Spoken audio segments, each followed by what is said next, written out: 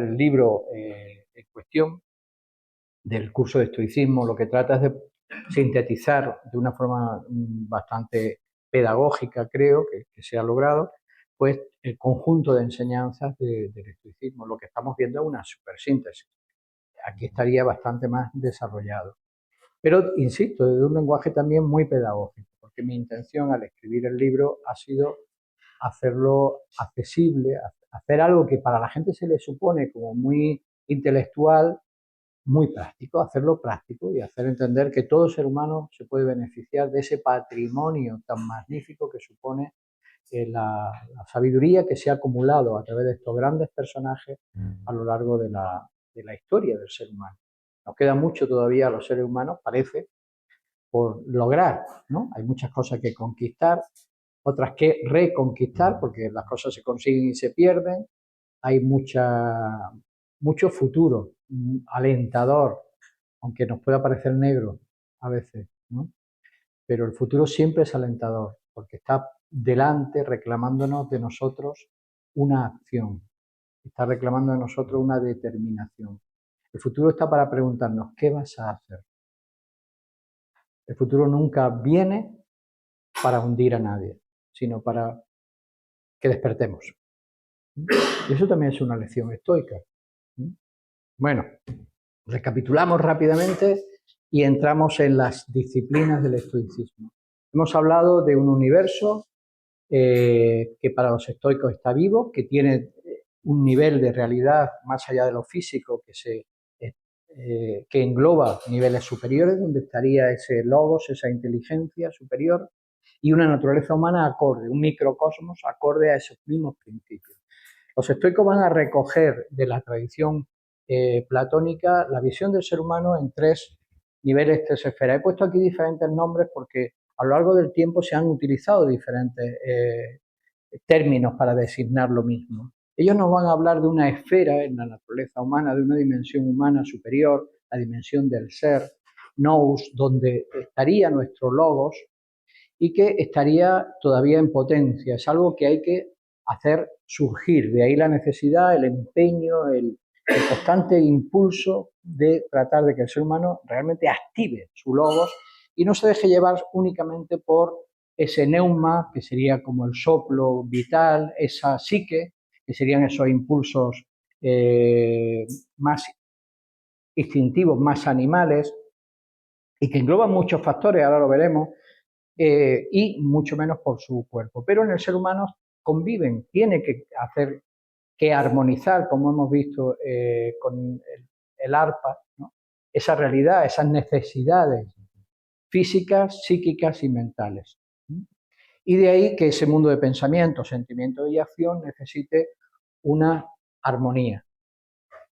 En el conjunto de nuestra mentalidad moderna a esto, bueno, ya los griegos lo llamarían, lo asociarían con la personalidad o el aspecto que se transforma del ser. Al nous, a la parte superior asociada con el logos, le dan un carácter atemporal. Para los estoicos, el ser humano tiene un principio que trasciende el tiempo. Es el ser, y el ser sería inmortal. Mientras que psique y soma, que sí que participa un poco de la parte superior y un poco de la parte inferior en nuestro mundo de pensamientos y emociones, psique sería temporal, es fruto de nuestro nacimiento, de nuestra vida, igual que el cuerpo. Y a esto constituye la personalidad. Estoy actualizando pedagógicamente estos conceptos, pero este conjunto de la personalidad sería el instrumento. Y el instrumento debe de ser afinado. Lo podemos entender en una terminología más psicológica. Nosotros tenemos una serie de características que tenemos que modelar. Tenemos que modelar nuestro carácter.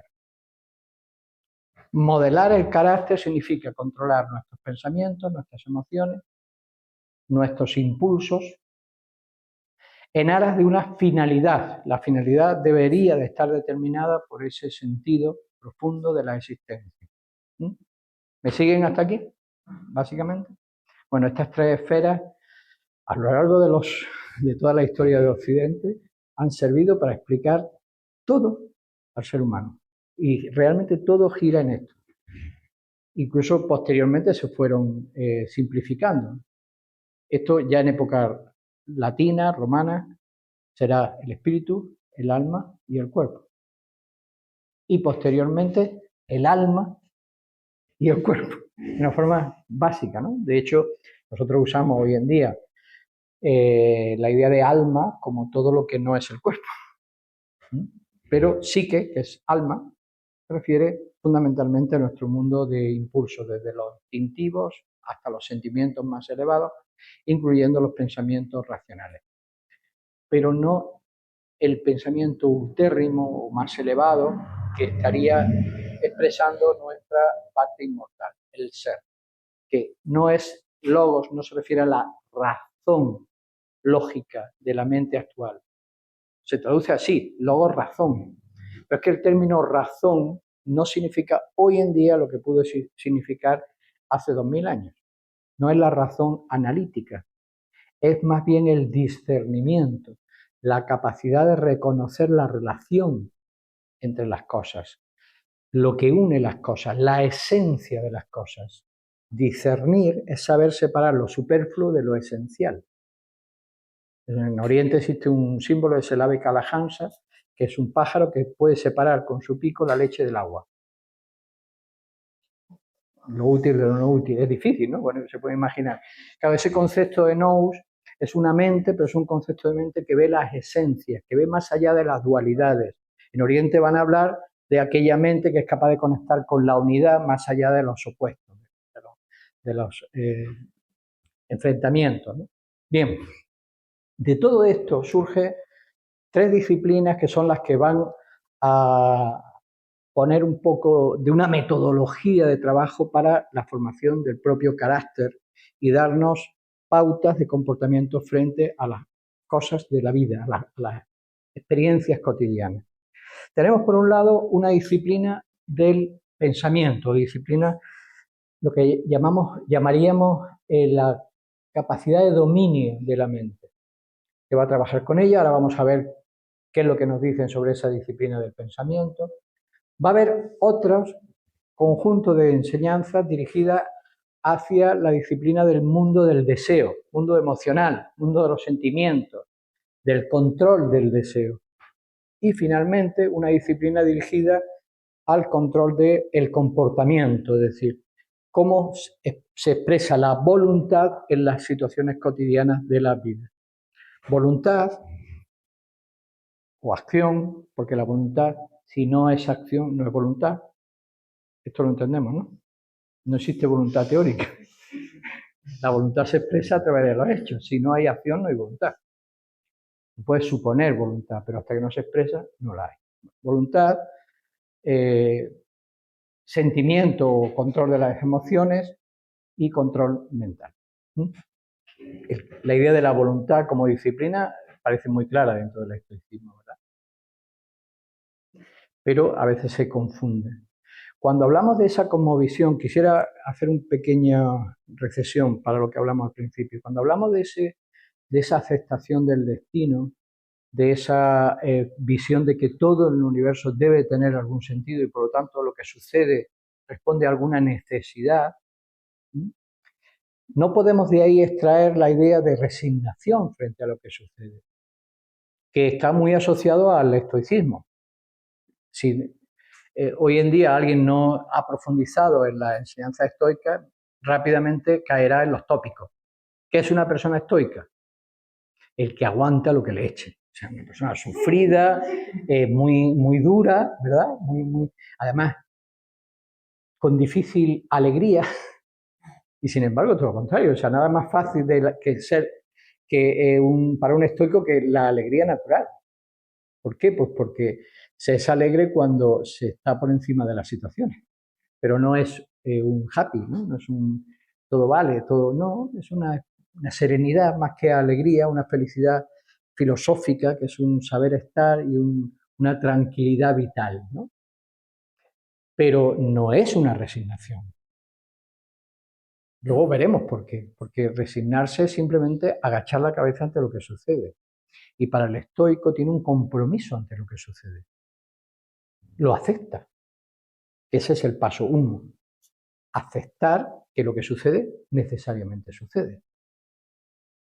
Pero ¿qué vas a hacer? Antes lo mencionaba, ¿no? ¿Qué vas a hacer con lo que sucede? Sí es tu compromiso. Por lo tanto, no es una resignación. Aceptar un hecho no significa resignarse sin hacer nada. Aceptar una enfermedad es el primer paso para enfrentarse a ella, ¿verdad? Lo sabemos, ¿no? Y bien que nos lo van a decir muchas veces. Primero es aceptarlo. Aceptar el punto de partida. Punto de partida. ¿Y ahora qué vas a hacer con esto? Pero quien no lo acepta, directamente está negando la realidad. Por lo tanto, no puede enfrentarse a ella. Pero el estoico, si tiene alguna característica o se asocia con algo, no es con la persona melancólica, caída en una especie de nihilismo, ¿verdad que no? Tampoco una persona meditativa, que todo eso puede tener su función. No, al contrario, es una actitud guerrera. Es una actitud de mirar al frente, mirar cara a cara a lo que sucede, no de esconder la cabeza. Eso supone ser fuerte. Por eso la idea de resignación se ha ido imponiendo, pero ser fuerte no significa abandonarse. Al contrario, ser fuerte es mantener la firmeza en lo que tú valoras. Por eso el fuerte es el que tiene valor. Y tener valor y no ser un cobarde, es decir, tener valor es tener algo que valoras. Quien no tiene nada que valore, por lo general, no tiene valor. Y por lo general será un cobarde. A la mínima saldrá corriendo. Esto es así. Y no estoy haciendo un juego de palabras, es que es así. O sea, lo que hace que alguien sea valiente, tenga valor, es que haya algo que valore. Cuando tú no valoras nada, cuando lo único que valoras es tu trasero, es lo primero que va a salir corriendo. Eso no es muy estoico. Luego veremos por qué. Porque en principio, ¿por qué no voy a tener como prioridad mi trasero? Quiero decir, salvar mi vida. Dentro de todo lo que estamos diciendo, podría ser, ¿no? Si me tengo que preocupar de mí, de mi realización, de mi ser, de mi potencial, de dar lo mejor de mí mismo, de morir también, mi trasero, ¿no? Algo hay más que generalmente no se habla cuando se habla de estoicismo moderno, que diferencia a la persona que tiene valor para afrontar la adversidad y lo hace únicamente pensando en superarse a sí mismo, de la persona que tiene valor para afrontar la adversidad y se convierte en un héroe. Y es que la finalidad no es la de salvar el propio trasero, sino la de producir un bien a los demás. La diferencia entre realmente un aventurero y un héroe no está en la capacidad de voluntad que tiene, sino al servicio de qué está puesta. Y eso en el estoicismo es muy importante, porque si se dan cuenta, casi todas las enseñanzas estoicas, para aquellos que la conocen, verán que están dirigidas al compromiso con su tiempo. De hecho, muchos de esos estoicos acabaron ajusticiados por enfrentarse a su tiempo. No eran anacoretas que se perdían el que se acababa perdiendo es porque lo habían exiliado. Y aún así intentaba volver y al final, un Séneca, por ejemplo. Acabaron todos mal. Claro, los que conocemos son los famosos. Pasaron a la historia porque tuvieron papeles relevantes, pero debió de haber muchísimos. No eran gente que pensaba en sí mismo, sino que pensaban en algo que es uno de los papeles fundamentales históricos del estoicismo, que es la idea de la fraternidad, del bien común. El concepto de fraternidad universal, el concepto de bien común, cobra una especial relevancia con los estoicos. Y es justamente en esa idea de que lo que más valora la propia existencia no solo es desarrollar la propio potencial, sino ponerlo al servicio del bien común, mejorar el mundo.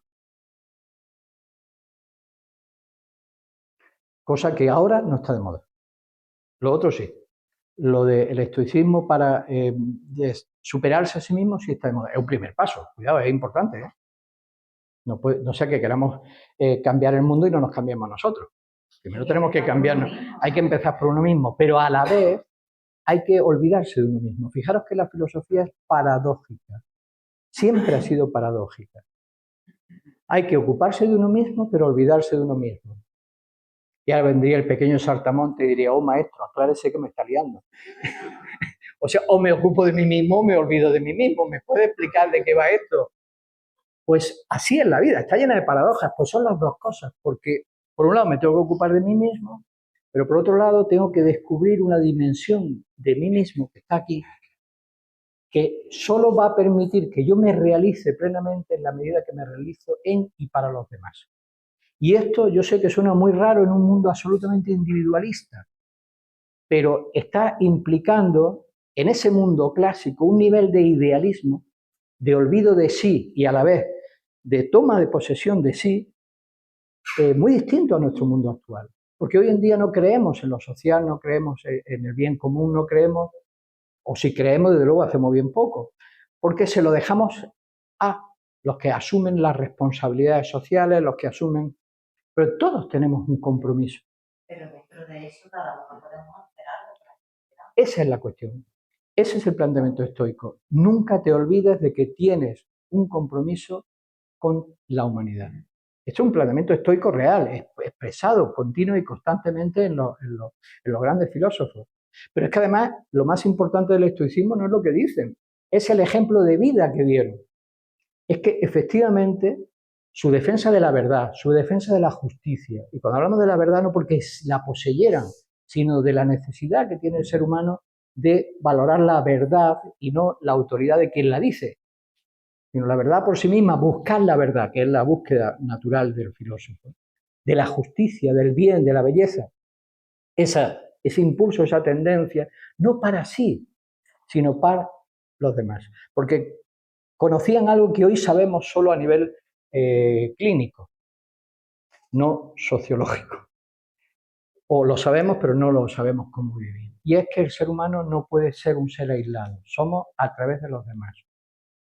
Somos en nuestras relaciones. El ser humano se realiza en la medida en que se relaciona. Si no nos relacionamos, no somos. No somos humanos. De hecho, la parte prefrontal, y digo que se sabe desde el punto de vista científico porque nuestra corteza prefrontal se desarrolla en la medida en que el niño, el bebé, se va relacionando. Y si no lo hace, no se desarrolla esa corteza prefrontal, que es donde está la sede fundamental de los procesos de discernimiento.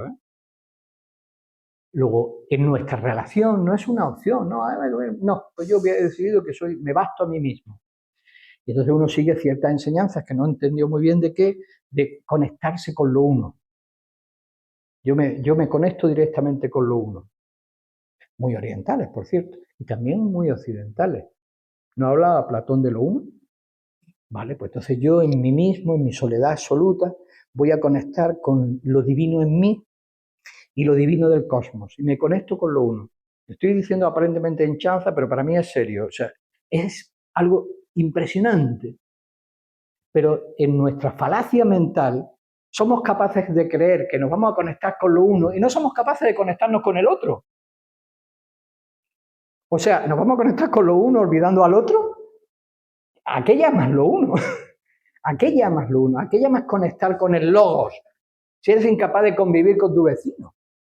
Luego, probablemente, y ahí es donde los estoicos dieron una herramienta excepcional, la gran clave de desarrollo de los individuos a nivel civilizatorio, que son los escenarios donde el ser humano despierta, va despertando y se va desarrollando a nivel conciencial, sea la convivencia. Y los estoicos dieron claves de convivencia excepcionales. Porque si analizamos las enseñanzas de los estoicos desde la clave de la convivencia, veremos que es un manual de convivencia. Un manual de convivencia, donde primero aprende a convivir contigo mismo en la relación con los demás. En la relación con los demás, que es lo más difícil. Porque en eso yo creo que estamos todos de acuerdo. La prueba más difícil para el ser humano es la convivencia. Luego, por algo estará ahí. O sea, vamos a los estoicos, es decir, perfecto, pues por algo estará. Será algo que hay que desarrollar, algo que hay que superar. Si es difícil, es porque de alguna manera tendremos que enfrentarlo. Bueno, ya me he enrollado más de la cuenta en algo que no quería dejar de decir, porque como lo había dejado para el final, digo, no sea que al final se nos acabe el tiempo y no lo diga.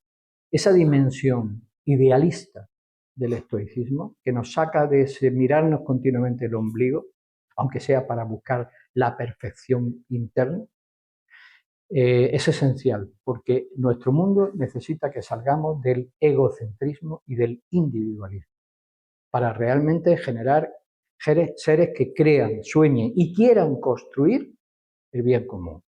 Y en esa construcción del bien común, donde tú trabajas por construirte a ti mismo, en esa construcción uno se perfecciona. Pero puede llegar el caso donde el mayor rastro de heroísmo, incluso de los mitos antiguos, esté en que yo me voy a perfeccionar porque si no, no voy a dar lo mejor de mí mismo.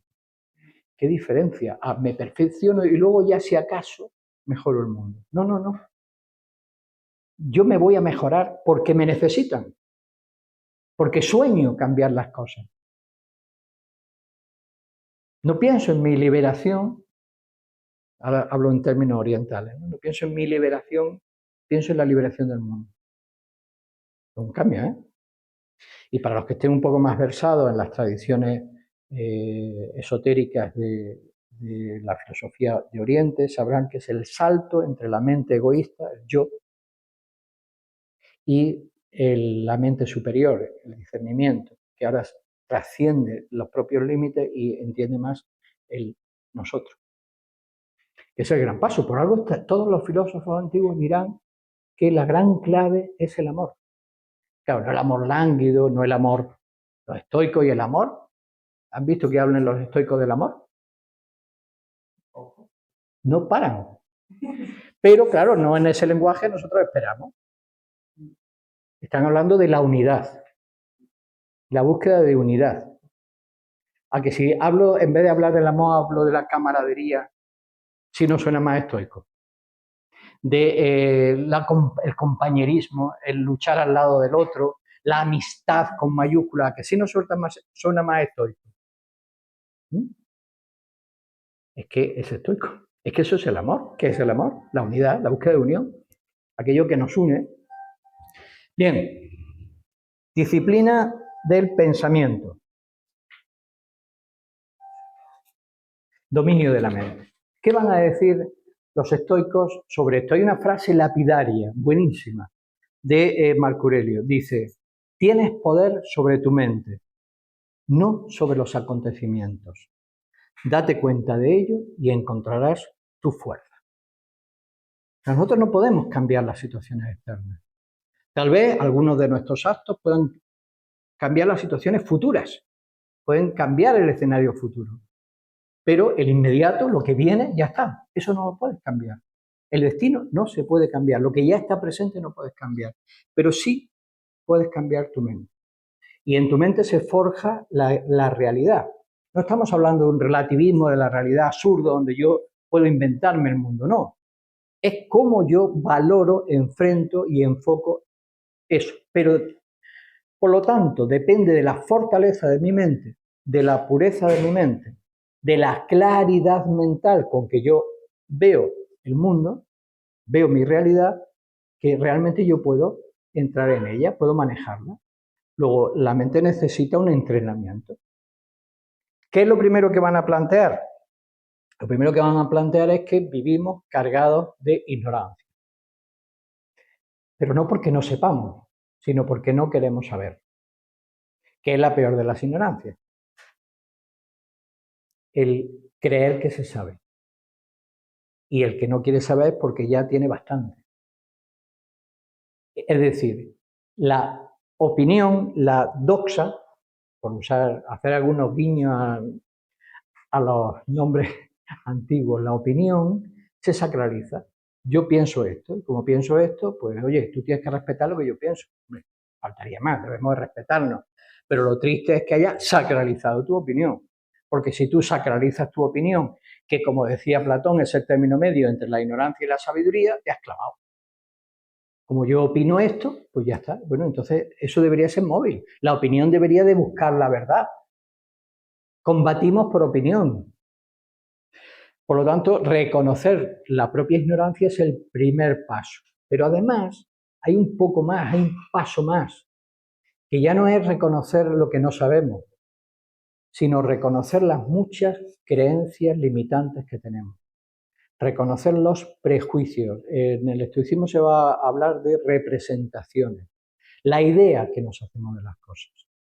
Porque la idea que nos hacemos de las cosas acaba condicionando nuestra relación con las cosas. Si yo conozco a una persona y ya me hago una idea en función de su aspecto, de lo que me han dicho, de cómo es esa persona, mi relación con esa persona empieza ya en función de un patrón, ¿no? Que puede estar equivocado. Si yo no soy capaz de detenerme a ver cuáles son mis prejuicios, estoy interpretando la realidad mal.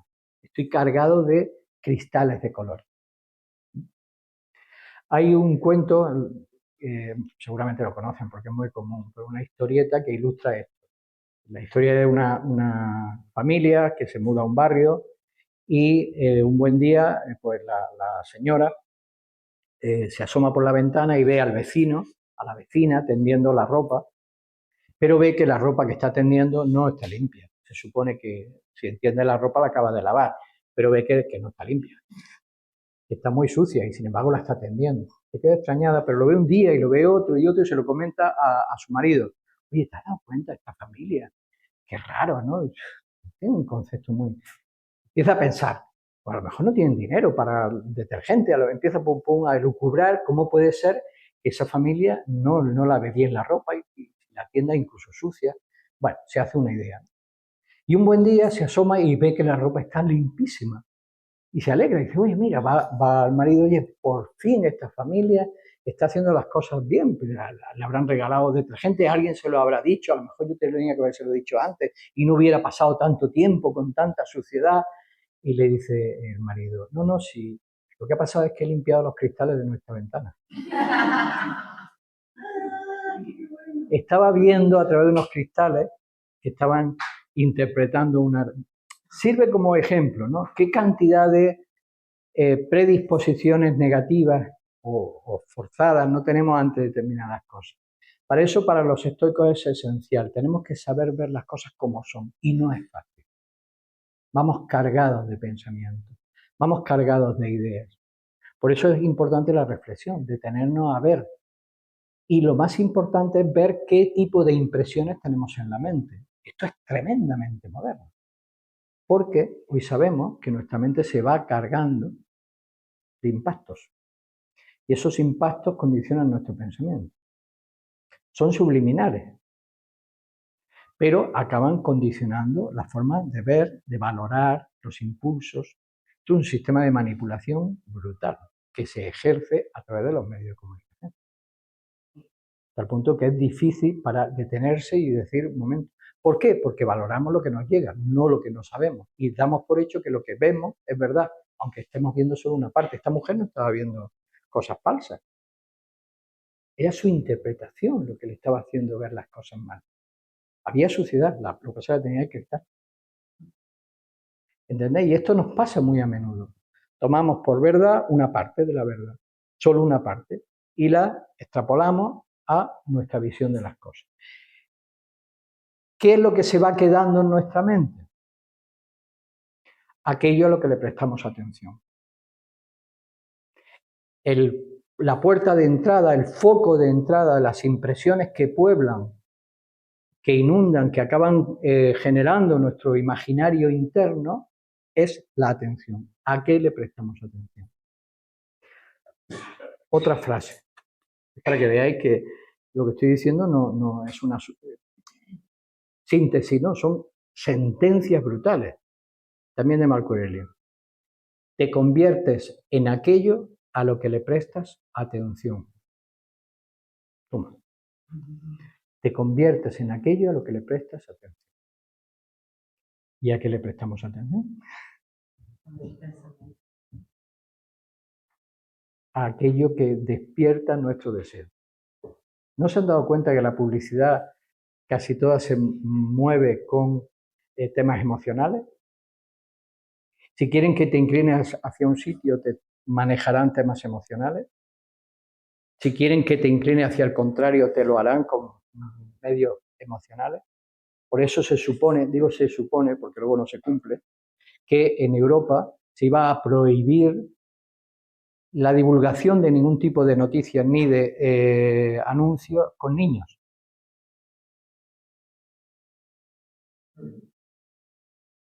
Porque el niño, y sobre todo un niño sufriendo, anula completamente tu capacidad de raciocinio.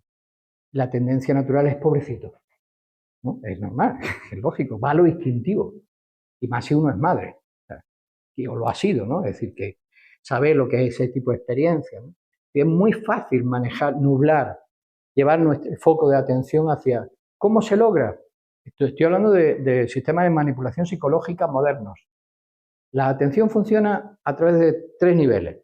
Una atención espontánea, que hace que cualquier cosa totalmente inusual que irrumpe en el escenario de nuestros sentidos llame nuestra atención. Una explosión. Algo que se sale... ¿Por qué todo el mundo, para querer ser famoso, tiene que ser distinto? Para que rompa. Enseguida ya la atención ahí. Sea bueno o malo, la atención.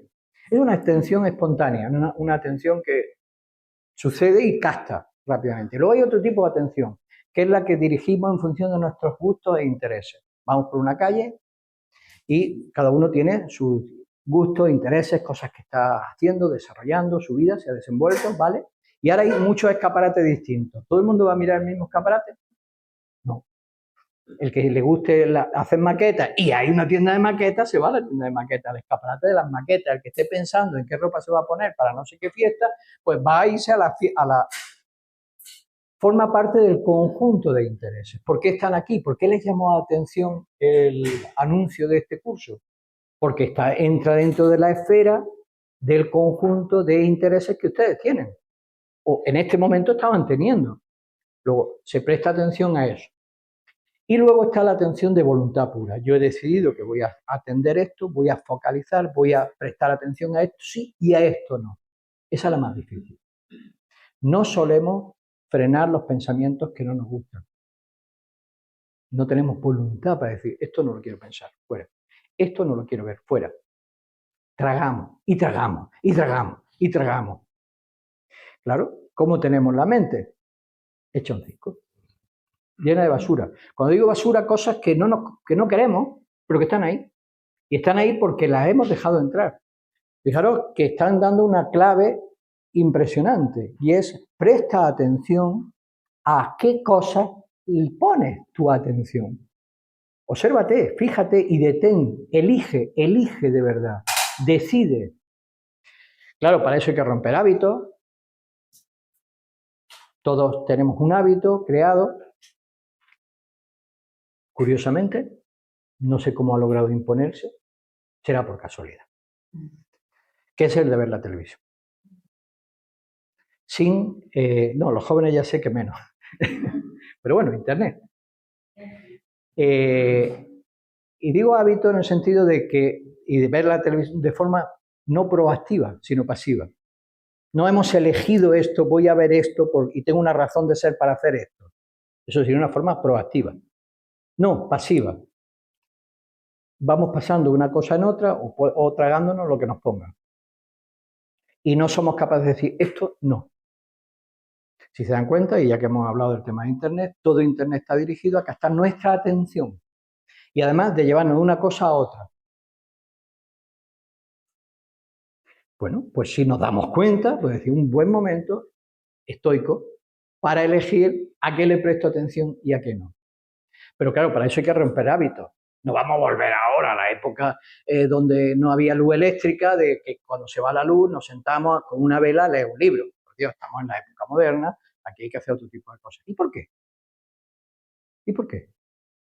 ¿Por qué pasamos más horas viendo la televisión o internet o lo que fuera que escuchando buena música, por ejemplo?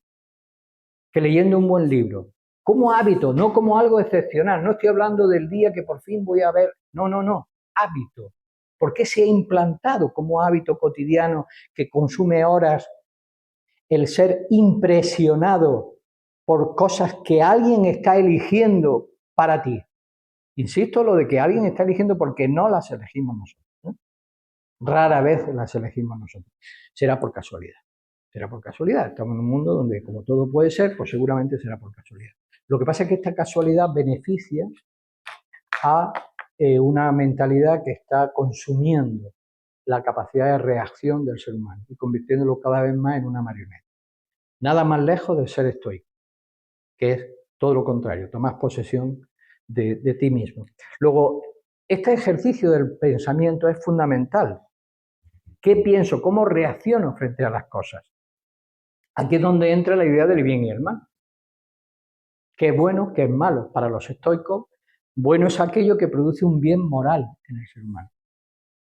A veces es a través de la adversidad, de problemas, pero no es bueno o malo las cosas en función de la dificultad o el dolor que me puede propiciar, sino en función de qué hago yo con eso y si lo resuelvo en algo constructivo, productivo y que me mejora como persona. ¿Hablas específicamente del bien y mal? Que si hablo específicamente... Los estoicos hablan... Sí, claro. Sí. De lo que es bueno y lo que es malo. De lo que es bueno y de lo que es malo. Así es. Sí. Y van a decir que no es, en la concepción del universo no pueden entender el mal como algo absoluto. Porque si existe el mal como absoluto, esto es una reflexión. Esto tal cual no lo vas a encontrar en las reflexiones de los estoicos conocidos. Sí, pero sí en los antecedentes, de donde se nutren, y en las consecuencias. Gran parte de las cosas de los estoicos no están explícitas, sino que están implícitas en la forma en cómo luego son formuladas. Por ejemplo, la idea de bien y mal, para ellos el mal no existe porque todo está regido por un logos, y el logos no puede ser malo. Dios, nos iremos en un concepto, es que quiero alejarme de los modelos religiosos, porque ellos no son una religión, pero Dios no puede ser malo. Yo como que los interpreto como neutrales. Es que no existe el bien. ¿Estaba al principio? Ahí está en la primera parte. Vale. Vale. Lo hemos hablado. Sí, no es que consideren que Dios es bueno y no malo, sino que está más allá. Que el bien y el mal es una concepción nuestra. ¿Mm? Vale. Por lo tanto, no existe el bien y el mal, sino... Para ellos todo puede ser una oportunidad para realizarnos como seres humanos. No es tanto es que si decimos todo está bien con nuestro modelo de lo que es bueno, enseguida lo estamos poniendo en nuestro cliché. Hablan más bien de necesario, todo es necesario y responde a una necesidad. Por lo tanto, si tú lo conviertes en un bien, pero si tú lo conviertes en un bien, si tú no lo conviertes en un bien, no es un bien. ¿Sí? Tu pensamiento, en tu enfoque y en tu reacción. Si tú lo conviertes en algo constructivo, positivo, bien. Pero si no lo conviertes en algo positivo, nada. ¿Esto por qué es importante? Fijaros que después, posteriormente el cristianismo va a elevar casi al nivel de sagrado el sufrimiento. Los que sufren serán los primeros, los que sufren, sufren. No se puede entender que el dolor dignifique. Y fijaros lo que estoy diciendo, ¿eh? El dolor no dignifica por sí mismo nada. El dolor es una situación, es una realidad que hace que el ser humano, digamos, confronte algo que le está haciendo perder un equilibrio muy fuerte, pues sea psicológico, físico, porque el dolor sobreviene como consecuencia de que algo se ha roto, algo se ha descompuesto, algo está desequilibrándose a nivel físico. Lo peor además que puede pasar es que venga una enfermedad que es un desequilibrio y no duela. Todos desearíamos que no dolieran las enfermedades. Pero ¿qué pasa cuando una enfermedad no duele? Pues que no te enteras. No te enteras que existe. Y si no existe, no haces nada frente a ella. El dolor te avisa. El dolor es un vehículo, ahora voy a usar términos orientales, ¿no? El dolor es un vehículo de conciencia. Pero el dolor en sí mismo no te dignifica. Lo que te dignifica es qué haces tú con el dolor. Y esto es importante porque si no, se puede entender que cuanto más desgracias te sucedan, voy a decir una frase que yo he oído y me la han dicho a mí. Cuanto más desgracias te sucedan, más te quiere Dios. No me puedo yo imaginar un Dios tan cruel. Porque le da la mejor riqueza, a lo mejor es de Bueno, lo puede, pero eso es una forma, a ver, pero eso es una forma ya de interpretar, ¿ves? Eso ya es una forma que tú puedes interpretar. A ver, entonces, porque si no podemos caer también en otra historia, es decir, entonces las desgracias son castigo o premio.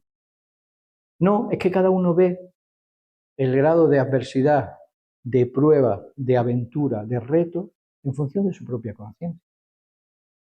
Hay una leyenda muy simpática, todos la hemos escuchado alguna vez, que es la de los dragones y los caballeros que luchaban contra los dragones, ¿no? Hemos visto muchas películas, estos son mitos antiguos. ¿Quiénes veían a los dragones? ¿Y quiénes luchaban contra los dragones? Solo los héroes. La población sufría las consecuencias, pero realmente no veía a los dragones, que las películas lo muestran. Porque solo se enfrenta a grandes batallas quien tiene un alma grande. Pero la batalla no está en la medida del nivel de sufrimiento, sino de la prueba, que es distinto.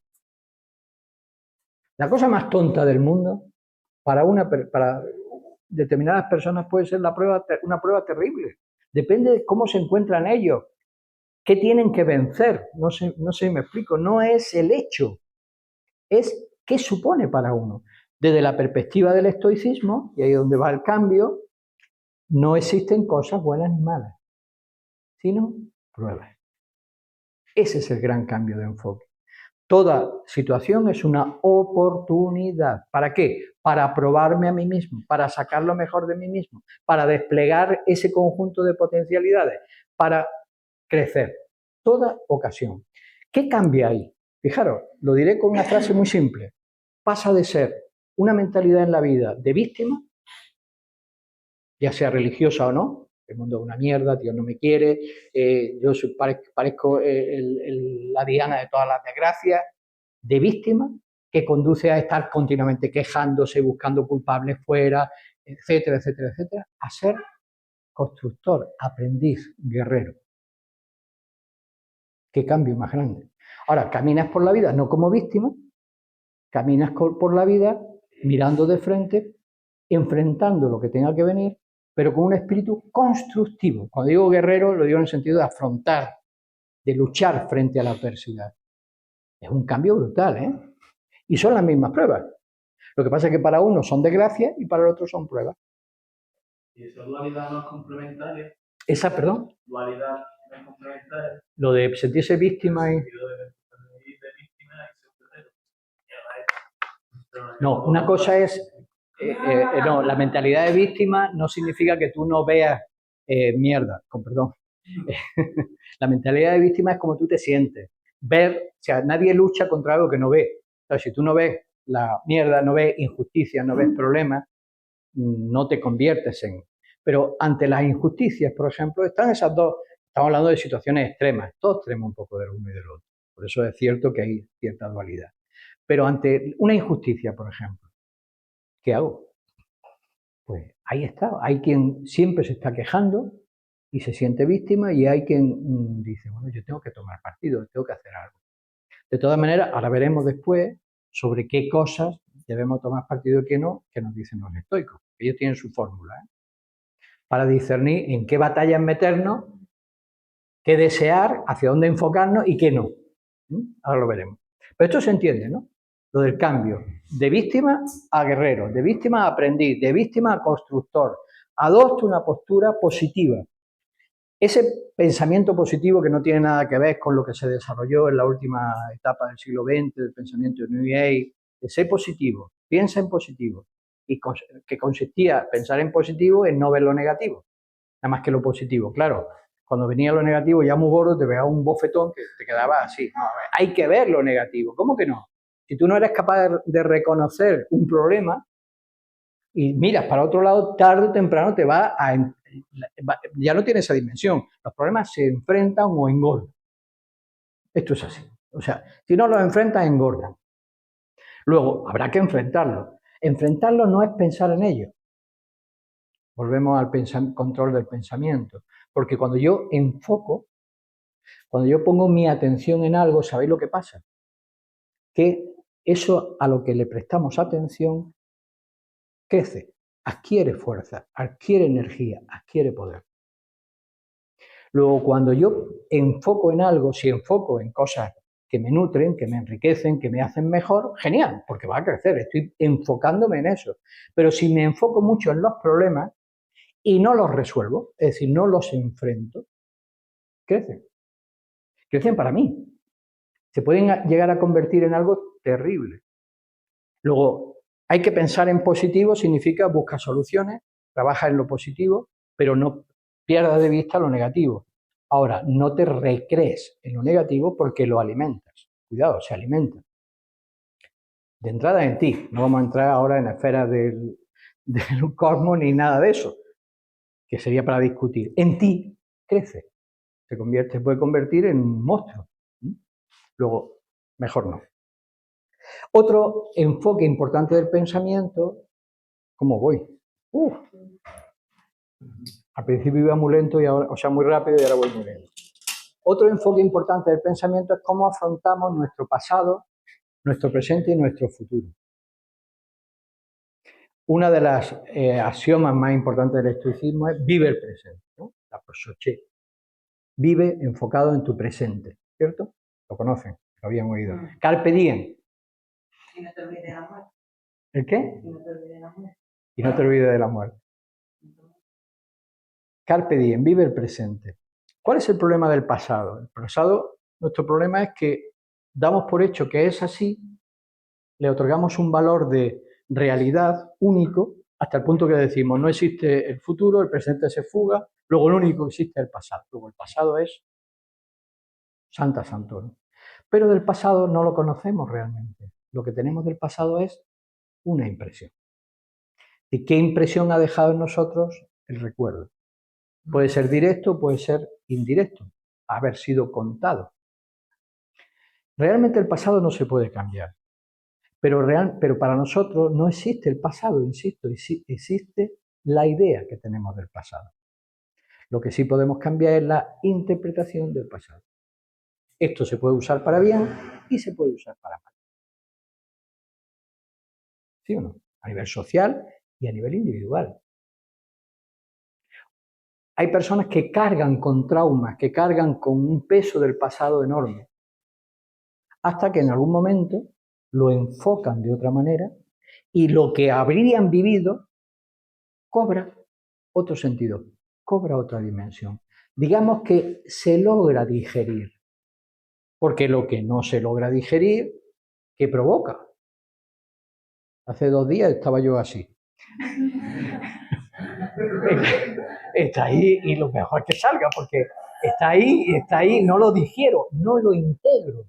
¿Por qué? Porque no lo hago mío, es algo que no encaja, ¿veis? No encaja, algo que no, hay que integrarlo. ¿Y de qué depende que lo integre? Que encuentre, no estoy hablando ahora del alimento, estoy hablando de la experiencia, que encuentre el sentido.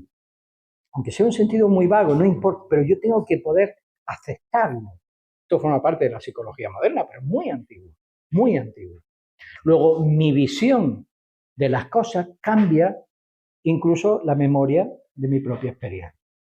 ¿Y el futuro de qué va cargado? Generalmente de miedos. Y hablaremos ahora después, cuando hablamos de la disciplina del deseo, que es uno de los deseos, porque el miedo es una reacción por algo que deseamos o no deseamos, da igual, está en el mundo de los deseos, es uno de los más poderosos secuestradores de la conciencia humana. El miedo es lo que más nos impide ser libres. El miedo nos condiciona muchísimo, muchísimo. Pero, a decir de los estoicos, el problema del miedo es la idea que nos hacemos del futuro, no lo que realmente pueda llegar a pasar. Tememos por duplicado, antes y bueno, y cuando estamos sufriendo, durante. Bueno, ¿y si no pasa? Es más, una de las cosas que van a proponer los estoicos es anticípate a esos miedos. Es decir, ¿tú qué temes que pueda pasarte en el futuro? Bien, racionalízalo. No hay tiempo ahora para hablar sobre cómo plantean enfrentar los miedos, pero simplemente racionalízalo, acéptalo. Y una vez que lo aceptas, ponte en el escenario. ¿Y yo qué herramientas podría? Es como aproximarte a lo peor que te podría pasar y aceptarlo. Una vez que lo aceptas, ¿qué miedo puedes tener? Deja de pensar en ello. Cuando llegue, en todo caso, anticípate para que el escenario futuro sea lo mejor posible.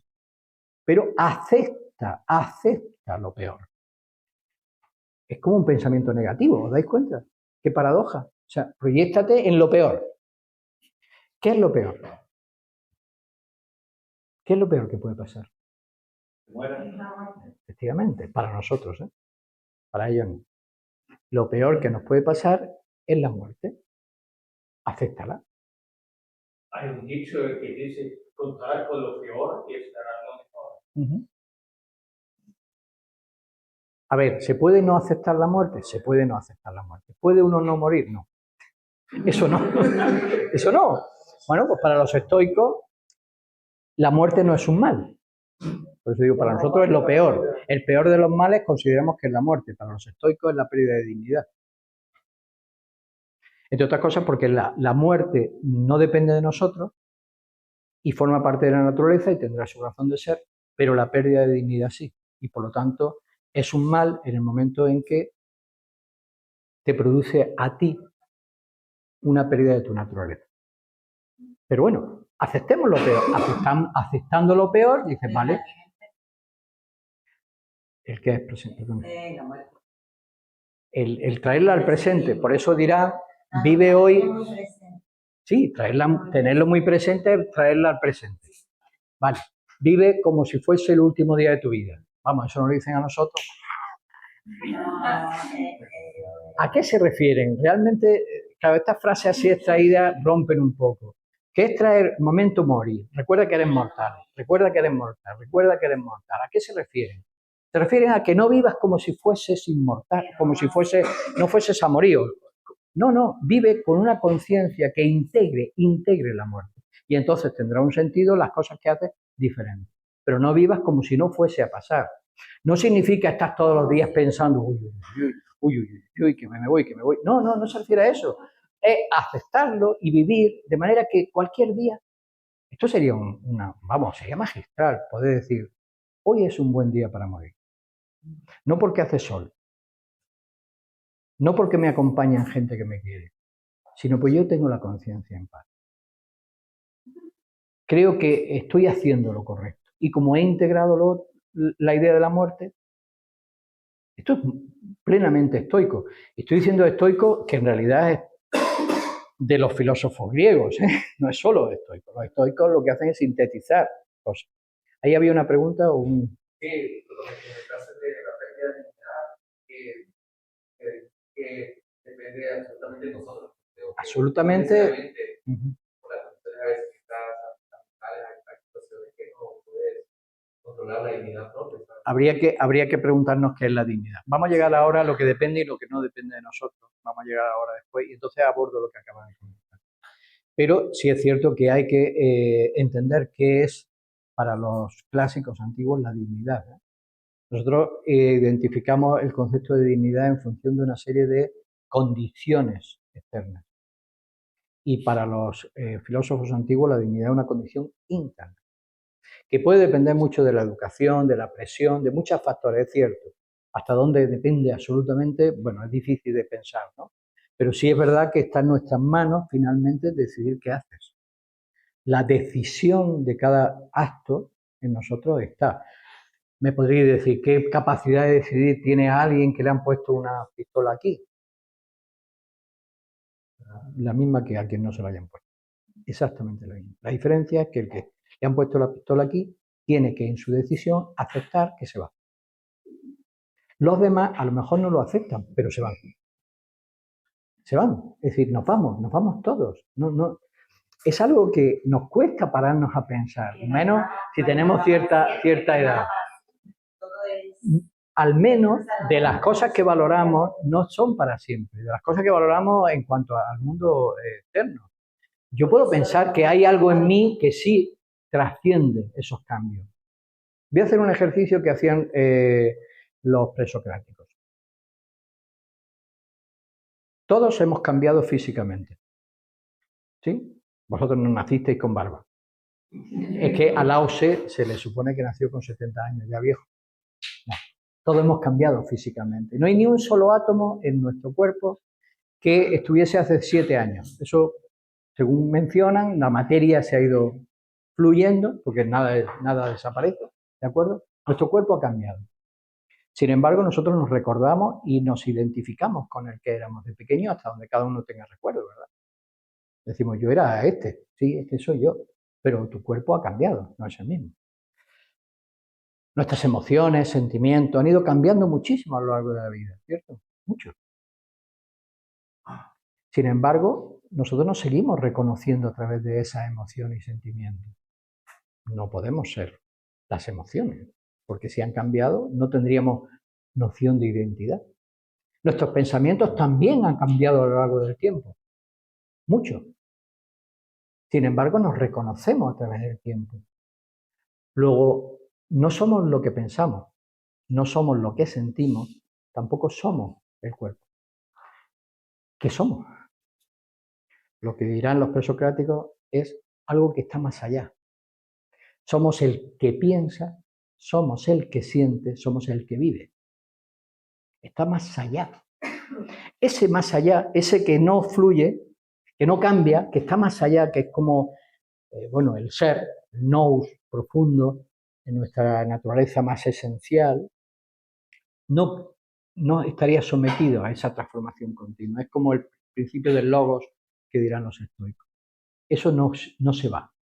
Para ellos, para los filósofos antiguos, y yo creo que para la intuición de la mayor parte de nosotros, hay algo en nosotros que tiene continuidad.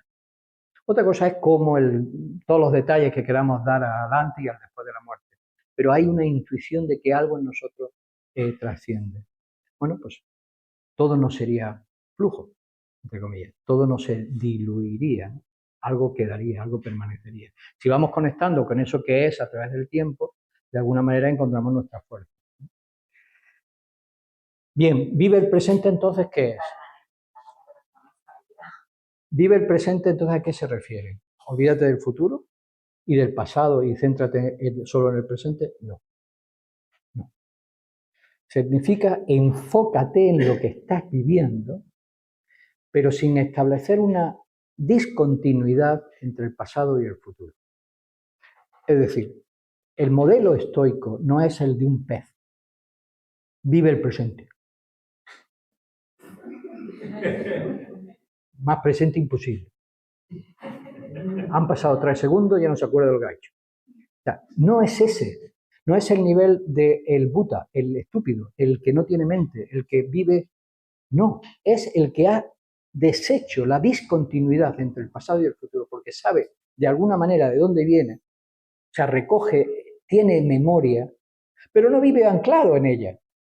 También sabe a dónde va, pero no vive fantaseando, sino que se enfoca en lo que tiene entre manos, tratando de hacerlo de la mejor manera posible. Pero cuando tú estás haciendo algo en el presente, tienes que saber en qué dirección estás haciéndolo. Si tú no tienes proyección de futuro, ¿qué haces? Que es lo que decíamos al principio. Si no tienes proyectos, si no tienes sentido, ¿qué haces? No estás navegando tú, no estás conduciendo tu barca, estás simplemente siendo un efecto de las circunstancias y vives el presente como el pez. Perfecto. Ahora bien, ¿se puede ser feliz así? Si la finalidad que todo el mundo plantea es la felicidad. Bueno, para quien la felicidad consista en no tener preocupaciones, no tener dolores, no tener recuerdos, no tener ansiedades por el futuro, perfecto. Lo que pasa es que no parece que eso sea la condición humana. Sí, sería perfecto, pero no parece que esa sea la condición humana. Porque hemos confundido la felicidad, y en esto los estoicos creo que lo marcan bastante bien, con la ausencia de problemas. Y la felicidad a lo mejor está en otra cosa, que es tener sentido, encontrar sentido a lo que haces, sentir que te realizas en lo que haces. Por eso es lo que te puede llevar a entender cómo un loco puede llegar a subir a una cúspide de 8.000 metros y dejarse los dedos congelados en la subida. Este tío es subnormal, es tonto, ¿qué le pasa? O sea, ¿para qué tanto sufrimiento? Pero hay una cosa que le motiva.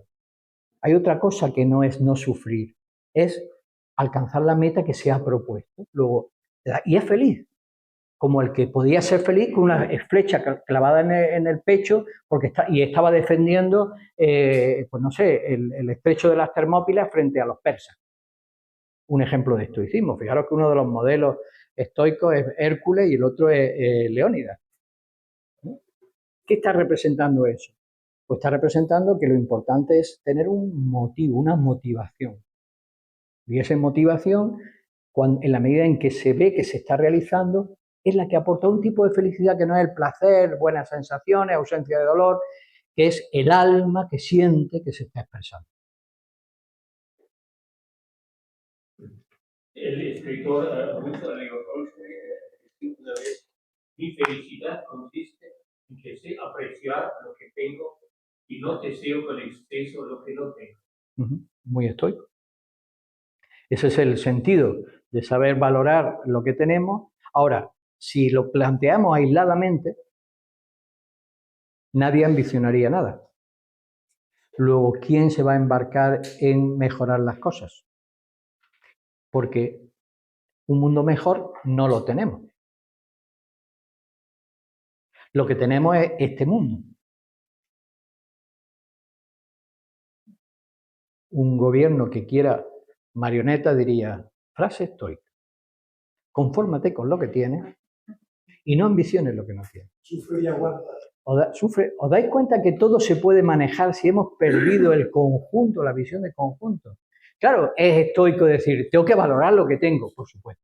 ¿Por qué uno de los símbolos más completos de lo que es un ser humano realizado no es el círculo con el punto, sino una flor, un loto, una margarita? Imaginaros, ¿por qué? Porque para la realización del ser humano no basta un pétalo, no basta un punto, hace falta un conjunto de valores, de características que se complementan. Si me voy ahora a China, no sé si algunos tienen conocimiento de la filosofía china, Confucio, cuando habla de las virtudes, es un pentagrama, donde cada uno de las virtudes sociales e individuales se complementan unas con otras, necesitan unas de otras, se necesitan. En los estoicos vamos a ver reflejado de una forma implícita, no muy explícita, aunque lo está en algunas frases, 3 cualidades esenciales que en el ser humano se tienen que desarrollar. Además las voy a llevar en un pequeño resumen que os voy a dar de los 10 valores fundamentales del estoicismo. Lo tengo fotocopiado y os lo lleváis. Y al final termina con 3, que son voluntad, amor e inteligencia. Y necesitan desarrollarse equilibradamente. Porque si falla alguna de esas y descompensa las otras, puede producir un desorden grave. Una ausencia de amor con mucha inteligencia y voluntad puede producir a alguien muy peligroso. Muy inteligente, hablamos de una inteligencia práctica, ¿de acuerdo? Y una voluntad, pero con carencia de buenas intenciones, de amor, de sentido del bien. Solo piensa en su bien, porque nadie actúa pensando en su mal, en su bien. Otra cosa es que esté equivocado. Es un tirano. Alguien que no tiene amor, pero tiene inteligencia y voluntad. Imaginaros que alguien tiene inteligencia y tiene amor, pero carece de voluntad. ¿A dónde va? ¿Qué pretende hacer? No va a emprender nada. Tiene muy buena idea, sabe cómo hacerla, muy buenas intenciones, pero al final acaba siendo una marioneta de las circunstancias. Algo falla. Imaginaros que tiene voluntad y amor, muy buenas intenciones, un impulso de realización, porque eso es la voluntad, el impulso de realización, pero carece de discernimiento para saber qué es lo que produce, cuáles son las consecuencias de sus actos, cuántas cosas en nombre del bien común, cuántas barbaridades se habrán hecho, por falta de discernimiento, por no saber cuáles iban a ser las consecuencias. Luego hace falta las 3. Todas las cualidades deben de estar compensadas, deben de estar equilibradas. Bien, ¿qué oscurece nuestros logos, nuestro discernimiento? Son las... Terminamos a las 9:30, ¿no? Sí. Sí, ¿ves? Vale. ¿Cómo vais? ¿Estáis cansados? Nos vamos a hacer un descanso, No, digamos. no, Vale. ¿Qué oscurece nuestro... Perdón. No, que quería decir que también Marco Aurelio decía, no te preocupes que mañana cuando te levantes te encontrarás con un sinvergüenza, con un loco, con un ladrón. De alguna manera te estaba preparando para que esas adversidades que te vas a encontrar al día siguiente ya te estés anticipando, como decías. Acéptalo. Es más, hay una frase, ahora mismo no recuerdo si es de Marco Aurelio o de quién, que dice, te vas a encontrar con gente muy bien. Ahora, acéptalos, sí, acéptalos o instrúyelos. Cambiarlos no los vas a cambiar. Y si no los puedes cambiar, por lo menos instruye, y la forma de instrucción estoica, ¿sabéis cuál es, no? ¿Cuál es el principio de enseñanza estoico? Escribir muchos libros, dar muchas conferencias. El ejemplo. El ejemplo. Algo que me parece que en esta sociedad se ha perdido. Por eso la palabra no vale un duro. Perdonadme porque si no, ¿qué es lo que oscurece nuestro discernimiento? Ya hemos hablado de la cantidad de impresiones, de la falta de atención real, etcétera, etcétera. Para los estoicos lo que oscurece el discernimiento es el deseo. Por eso van a hablar de una batería de consejos relacionados con el control del deseo. Esto es una forma pedagógica de hablar. No vayáis a pensar que te vas a buscar ningún texto estoico y clasifican las cosas en la disciplina del pensamiento. Para nada, ¿eh? Es verdad que hay alguna referencia al consentimiento, que es en qué enfocas tu mente y cómo la planteas, pero yo estoy haciéndolo lo más pedagógico posible para que no nos perdamos en una pureza de términos que al final nos confunde. El deseo. Bueno, perdón, frente a la disciplina, a la necesidad de controlar el pensamiento, hay una virtud muy extraída del Platón, que es la sabiduría. Desarrollar esa virtud que es una conciencia que busca la verdad y que reconoce por discernimiento lo esencial más allá de lo superficial. Porque para controlar el deseo van a proponer otra virtud. Dos, la templanza y la fortaleza. Así vamos haciendo un nudo con aquellas virtudes platónicas que algunos conocerán. Una frase de Séneca. No esperes que desaparezcan tus deseos. Ese momento nunca llegará. Un nuevo deseo surgirá al final del anterior. Esa es la naturaleza del deseo. Luego, no se puede luchar contra el deseo queriéndolo eliminar. Simplemente hay que dominarlo, no eliminarlo, no se puede. Hay que tratar de dominarlo. Quien deje que su voluntad sea arrastrada por los impulsos y por la corriente de deseo, siempre va a estar en una continua trasiego de persecución de cosas que además buscan satisfacerse, se agotan, pero surgen de nuevo. Todos los deseos son igual. Es más, ¿qué función tiene el deseo? El deseo es un error de la naturaleza.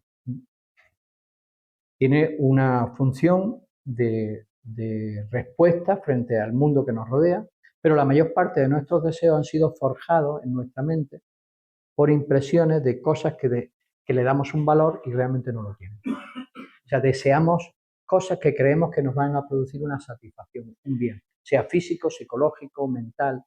Ahora bien, lo que deseamos, ¿realmente lo produce? ¿Qué tipo de deseos son los más potentes? Cuanto más abajo, cuanto más relacionado con la naturaleza física, más potente. Y hay deseos que hay que satisfacer en la medida correcta. Por ejemplo, el hambre, ¿no? La sed. Pero en la medida correcta, porque si uno está queriendo comer continuamente, a eso además le da un nombre, la gula, ¿no? El deseo de satisfacción, pues acaba preso de eso. De ahí la templanza, la justa medida, saber controlar y reconocer la medida que tenemos que otorgar a cada uno de esos impulsos. pero en ningún caso identificarnos con el deseo. Esos deseos se pueden ir transformando y transmutando en emociones, en sentimientos, en cosas que sean más positivas para el desarrollo de nuestra naturaleza humana. No es lo mismo andar continuamente persiguiendo el desear posesiones, desear tener e identificar la realización de nuestra identidad personal, sentirnos realizados en la vida en función de que yo he acumulado muchos bienes, al deseo de ser mejor persona. No dejan de ser deseos, ¿eh? Pero hombre, hay una gran diferencia, ¿os dais cuenta? Esa reflexión del control del deseo para los estoicos es fundamental. Pero sobre todo establecen una fórmula, que es la que todos alguna vez habrán oído, de que el mayor problema del ser humano y fuente de infelicidad es que desea, pone el enfoque de su vida y acaba impulsando su vida en la dirección de cosas que no dependen de nosotros.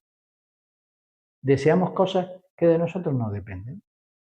Con lo cual, la insatisfacción la posible satisfacción está a merced de las circunstancias de los demás.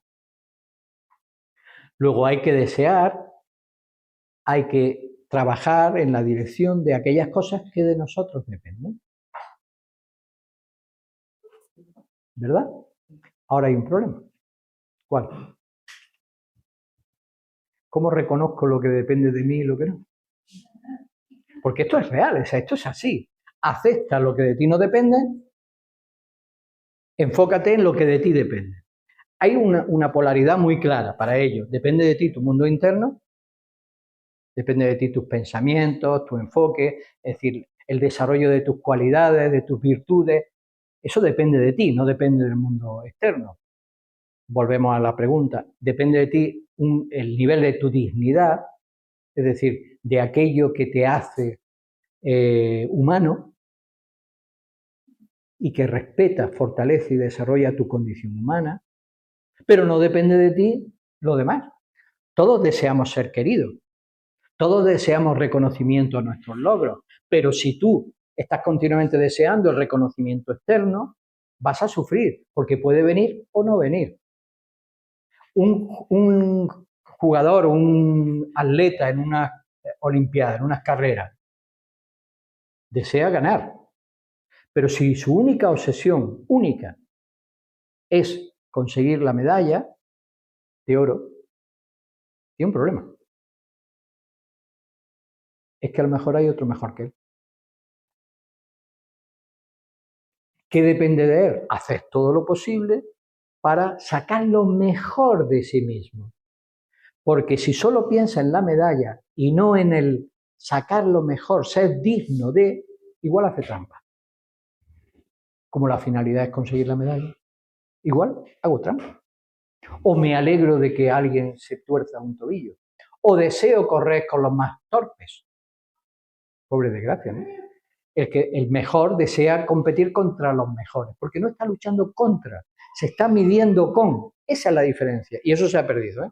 El espíritu olímpico de la Grecia clásica era medirse con los mejores, no luchar contra.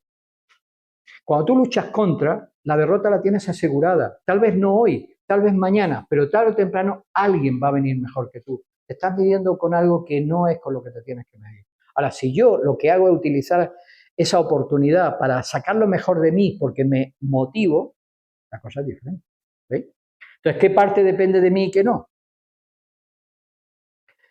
Depende entonces mi felicidad de dónde ponga el foco. En la sociedad hay muchas circunstancias que no dependen de nosotros, pero desde luego lo más difícil es saber reconocer hasta dónde. Para el estoico siempre habrá un compromiso de lo que de ti dependa, hazlo, sin medir las consecuencias. Cuando hablamos de consecuencias, es decir, sin escamotear los riesgos.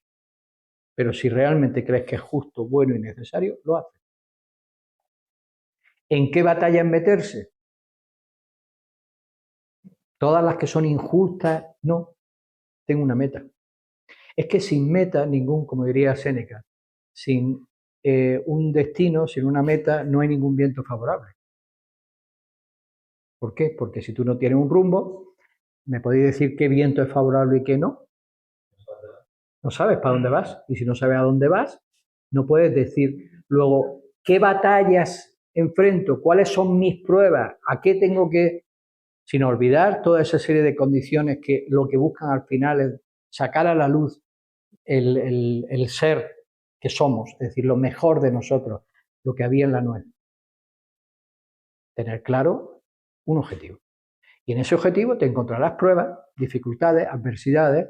Habrá otras, pero a lo mejor no son tuyas. No están dentro de tu proyecto de vida. Eso no quita que mires para otro lado según qué cosas. Pero eso es va a depender mucho de cada uno, de hasta dónde llega la conciencia y abarca al mundo y su sentido de la vida. Hay quien tiene un sentido de la vida más circunstancial, más personal, y hay quien tiene un sentido de la vida más amplio, más heroico, y tiene no sé, no es lo mismo el que quiere tener como finalidad tener una familia, hijos y ya está, bueno, ya está, ya bastante, y el que lo que quiere es, no sé, crear en un lugar del mundo una escuela para acoger a todos los huérfanos. Se ha pasado de tener 3 hijos a tener 2000. No sé si me explico, es decir, hay proyectos, pero eso es cada uno, eso es cada uno.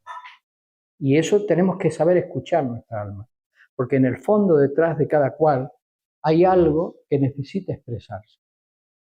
Y si lo ocultamos, vamos a ser infelices. Necesitamos darle causa. Una frase del siglo XIX, bueno, siglo XIX-XX, de alguien que resumió muy bien esta idea, ¿no?, de lo que depende de mí y lo que no. Se le ha llamado plegaria de la serenidad. Y dice así: Señor, es como una especie de oración, ¿no?, de plegaria. Señor, concédeme serenidad para aceptar todo aquello que no puedo cambiar.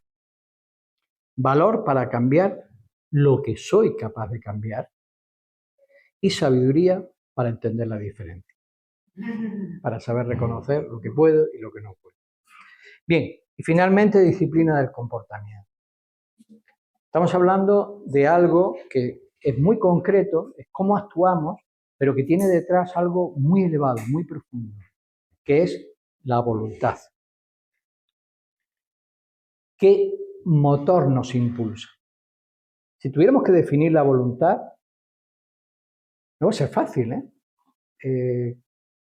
a mí, una de las definiciones que mejor me encaja para explicar los niveles de voluntad, porque el cuerpo tiene su voluntad, no sé si lo habéis percibido. ¿Tiene su voluntad? Voluntad, inteligencia, tiene de todo. De hecho, funciona solo, no hay que prestarle mucha atención. El problema es cuando le fastidiamos, ¿no? Y entonces sí que hay que prestársela, pero suele funcionar solo. El deseo es una forma de voluntad, es un impulso.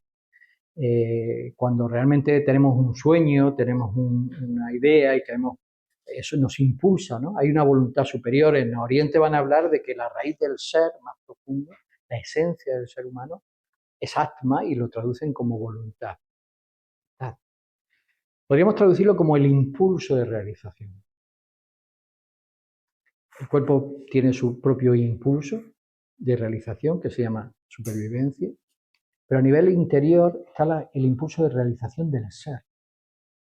Nuestro ser, lo que somos, que no está desplegado, es el impulso de realización de la semilla.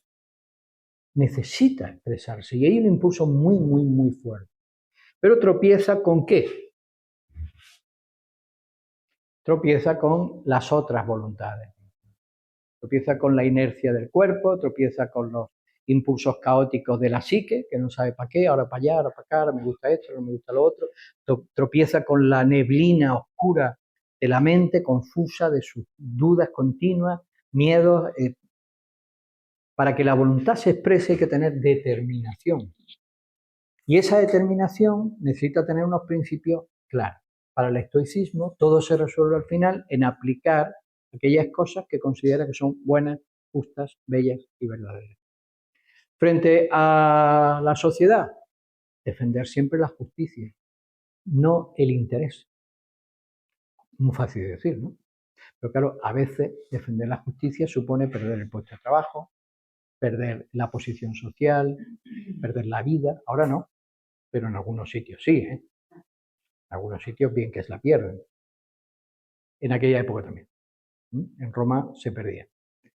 No porque el gobierno, los emperadores fueran todos terribles, ¿no? Bueno, en una época republicana, en una época de emperadores. No, es que la sociedad se fue deteriorando tanto, sobre todo ya en el periodo final, donde todo valía. Entonces, bueno, al final casi el consejo para el filósofo es retírate e instruye, porque si te metes en política no vas a poder, va a durar 2 días, ¿no?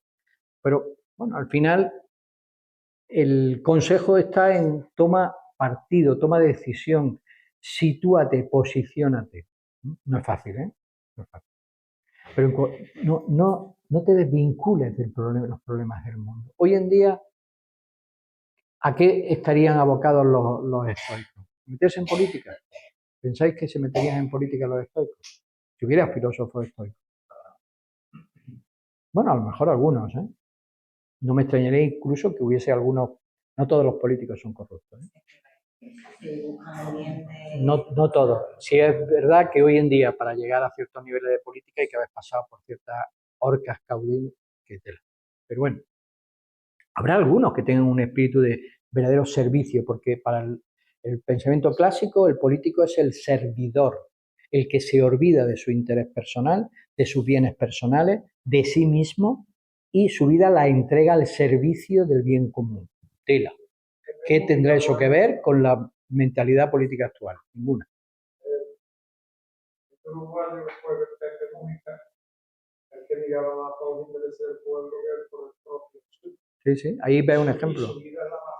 Sobre todo de autenticidad, porque a lo mejor tuvo que tomar decisiones que no le gustaron, ¿eh? Porque hay que ajustar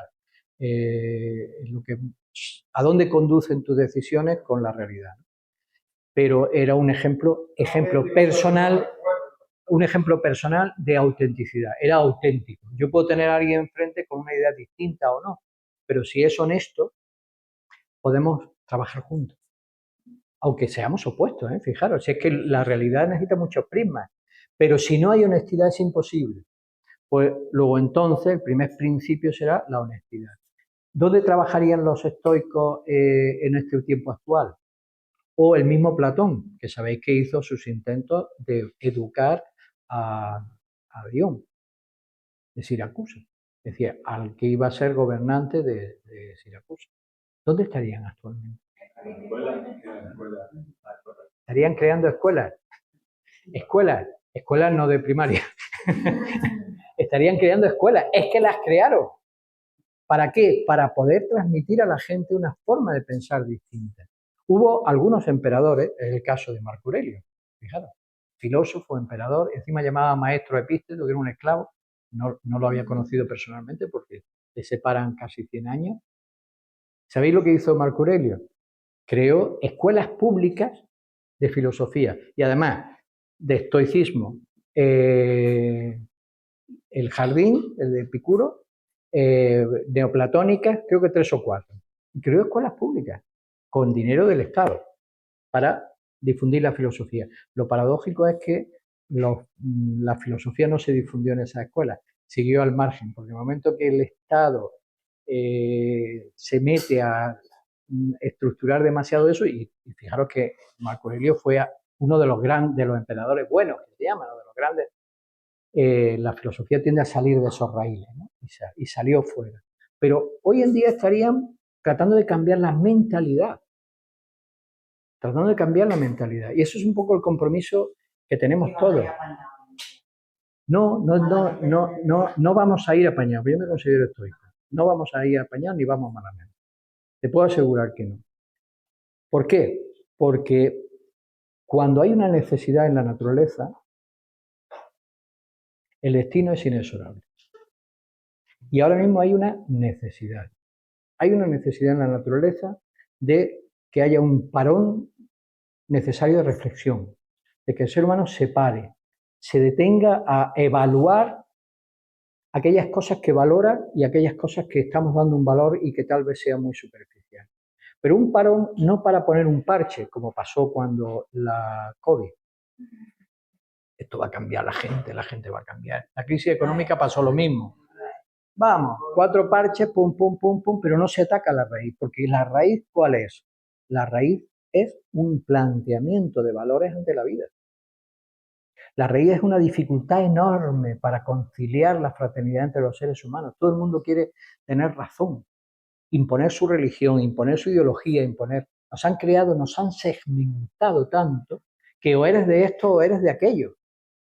No se puede ser de todos, entre comillas. Hombre, hay cosas que son irreconciliables. Ya me diréis cómo reconcilia un concepto de la yihad, de matar a todos los infieles de ahora, o la yihad, entre comillas, de la Edad Media, que era al revés.